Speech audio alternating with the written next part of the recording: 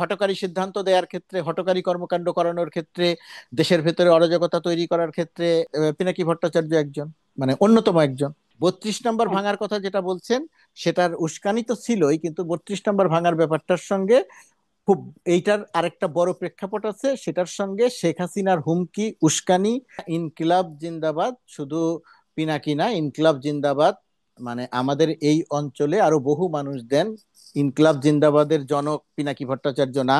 সুতরাং ইনকিলাব জিন্দাবাদ নতুন দল দিতে পারেন, আমি দিতে পারি, আপনি দিতে পারেন, অনেকেই দিতে পারেন, এবং এটা কোনো খারাপ স্লোগান না। জিরো টলারেন্সের কথা যখন বারবার আসে, যখন বলে সরকারের গুরুত্বপূর্ণ লোকজন, তখন আমি যাই বলি না কেন, আপনি যাই বলেন না কেন, তখন মানুষ বুঝে নেয় বা দেখে নেয় যে যেহেতু যা করা দরকার ছিল সরকারের জায়গা থেকে, সেই কাজটি যখন করা হয় না, সেই কাজটি করার ক্ষেত্রে যখন কিছু দুর্বলতা থাকে, তখন এই যে বারবার করে বলতে হয় যে জিরো টলারেন্স, জিরো টলারেন্স। আপনি যে সমস্ত ঘটনাগুলোর কথা উল্লেখ করলে, তার সব কয়টি ঘটনাই, প্রায় সব কয়টি ঘটনাই ওই জিরো টলারেন্সের প্রসঙ্গ যখন এসে কথা বলেছে তার আগে ঘটে গেছে। প্রায় সব কয়টি ঘটনা তারপরেও ঘটেছে, কিন্তু অনেকগুলো বড় বড় ঘটনা তার আগে ঘটে গেছে। আমাদের তথ্য উপদেষ্টা কথা বলেছেন, আসিফ নজরুল আইন উপদেষ্টা তিনি কথা বলেছেন, আরো কেউ কেউ বলেছেন, সম্ভবত স্বরাষ্ট্র উপদেষ্টা বলেছেন, বলেছেন কথা। তো এখন আপনার যে প্রশ্ন, এই প্রশ্নের সহজ এবং সরল উত্তর হচ্ছে, মানুষ জিরো টলারেন্সও বোঝে না, মানুষ কঠিন শাস্তিও বোঝে না। মানুষ যেটা বোঝে যে সে নিরাপদে রাস্তায় নামতে চায়। আপনি একজন নারী, আপনি নিরাপদে রাস্তা দিয়ে হাঁটতে চান, আপনি নিরাপদে এক জায়গা থেকে আরেক জায়গায় যেতে চান। সেই যাওয়াটা যখন আপনি মনে, প্রথমত কথা, যাওয়াটা দৃশ্যমান ভাবে দেখা যায় যে যাওয়া যাচ্ছে না, যেতে গিয়ে দুর্ঘটনা ঘটছে, সে নিগৃহীত হচ্ছে, ধর্ষণের পরিণতিও তাকে বরণ করতে হচ্ছে। এর বাইরে ছোটখাটো ভাবে তাকে প্রতিনিয়ত নানা রকমের সমস্যায় পড়তে হচ্ছে। এই যে সমস্যায় পড়তে হচ্ছে, এই মানুষ ওই কথাগুলো আসলে শুনতে চান না। তারপরে সরকারে যারা আছেন তারা বলেন কেন, তারা বলেন যেহেতু তারা পূর্বে ঘটে যাওয়া ঘটনাগুলোর ক্ষেত্রে দুর্বলতা দেখিয়েছেন, তারা ব্যবস্থা নিতে পারেন নাই, ব্যবস্থা নেন নাই, যা করা দরকার ছিল সেটা করেন নাই। যখন গুলশানে একজন মানুষের বাড়িতে ঘোষণা দিয়ে গিয়ে ভাঙচুর করা হয়েছে, তল্লাশি করা হয়েছে, তখন পুলিশের দায়িত্ব ছিল, আইন শৃঙ্খলা রক্ষায় নিয়োজিত মানুষের দায়িত্ব ছিল, বাহিনীর দায়িত্ব ছিল সেটাকে ঠেকানো, কিন্তু সেটা ঠেকানো যায় নাই।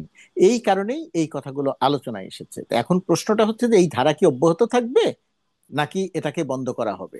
এখন আমাদের প্রত্যাশা থাকবে, আমি সরকারের অংশ হয়েই কথা বলছি, আমি নিজে সরকারের অংশ, তো সেই সরকারের অংশ হয়েই কথা বলছি, এই জায়গাটিতে সাধারণ জনমানুষ যা মনে করছে আর সরকার যা ভাবছে বা সরকার যে কথাগুলো বলছে, এই দুটির মধ্যে একটা ভয়াবহ রকমের ফারাক তৈরি হয়ে আছে।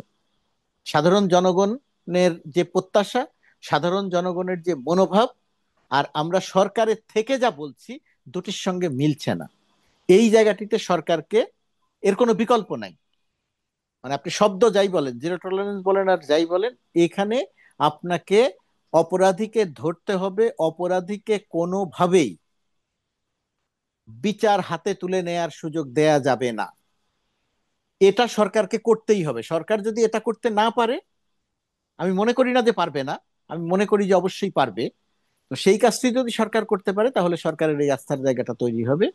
আর সরকারের কিছুটা তৎপরতা দেখেন আপনি, আজকে বা আগামীকাল হয়ে গেছে কিনা, যে একটা ঘোষণা দেওয়া হয়েছিল যে সিপিবি কার্যালয় দখলে নেওয়া হবে। সরকার কি চেয়েছে? সরকার চেয়েছে না, এই অপকর্মটি করতে দেয়া হবে না। সরকার সেখানে আইন শৃঙ্খলা রক্ষাকারী বাহিনীকে সতর্ক অবস্থান দিয়েছে।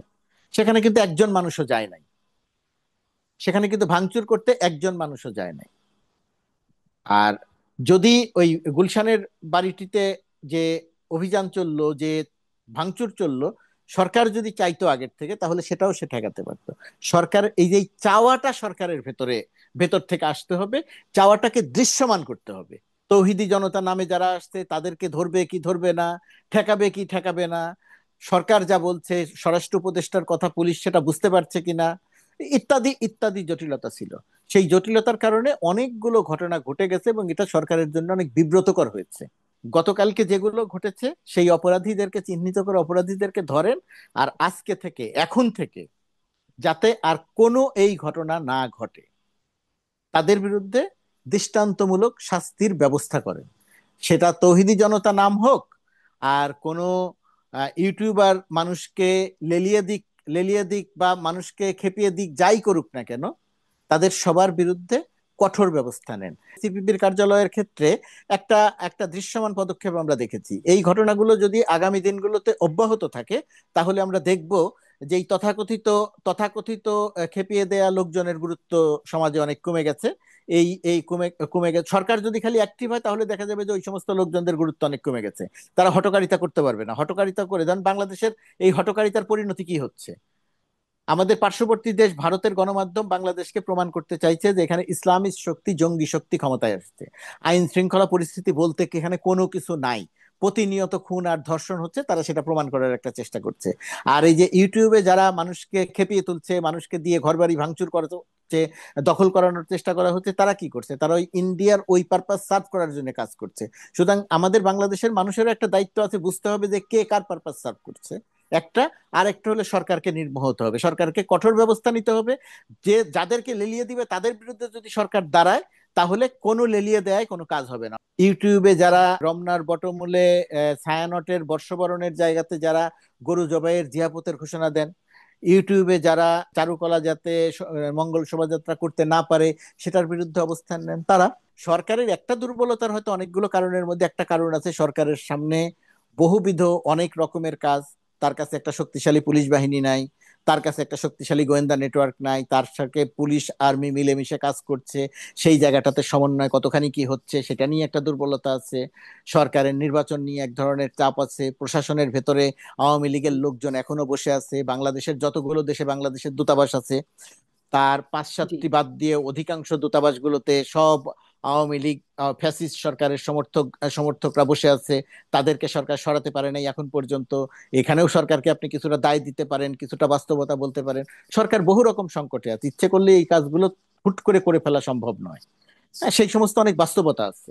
হঠকারী সিদ্ধান্ত দেওয়ার ক্ষেত্রে, হঠকারী কর্মকাণ্ড করানোর ক্ষেত্রে, দেশের ভেতরে অরাজকতা তৈরি করার ক্ষেত্রে পিনাকি ভট্টাচার্য একজন, মানে অন্যতম একজন। ইনকিলাব জিন্দাবাদ, শুধু পিনাকি না, ইনকিলাব জিন্দাবাদ। মানে আমাদের এই অঞ্চলে আরো বহু মানুষ দেন।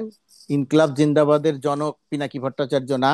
সুতরাং ইনকিলাব জিন্দাবাদ নতুন দল দিতে পারেন, আমি দিতে পারি, আপনি দিতে পারেন, অনেকেই দিতে পারেন, এবং এটা কোনো খারাপ স্লোগান না। ডাকাতি করার জন্য কেউ যদি এখন চাকু ব্যবহার করে, আর ওই সেই অপারেশন করার জন্য চাকু ব্যবহার করে, দোষটা চাকুর না। সুতরাং এই স্লোগানের দোষ না, আপনি কোন কাজে ব্যবহার করছেন সেটা একটি ব্যাপার। 32 নম্বর হ্যাঁ। ভাঙার কথা যেটা বলছেন, সেটার উস্কানি তো ছিলই, কিন্তু 32 নম্বর ভাঙার ব্যাপারটার সঙ্গে খুব, এইটার আরেকটা বড় প্রেক্ষাপট আছে। সেটার সঙ্গে শেখ হাসিনার হুমকি, উস্কানি, শেখ হাসিনার এই যারা অভ্যুত্থান ঘটিয়েছে তাদেরকে হত্যার হুমকি, শিক্ষা দেওয়ার হুমকি, ইত্যাদি ইত্যাদি হুমকিতে অনেক বেশি জনমনে বিক্ষুব্ধতা তৈরি হয়েছিল। তার একটা পরিণতি 32 নম্বর। ওই যে আপনি বললেন না যে আওয়ামী লীগকে ঠেকাবেন কিভাবে। সবকিছু নিয়মতান্ত্রিক উপায়ে হয় না, গণ অভ্যুত্থান নিয়মতান্ত্রিক উপায়ে হয় না, বিপ্লব নিয়মতান্ত্রিক উপায়ে আইন মেনে হয় না।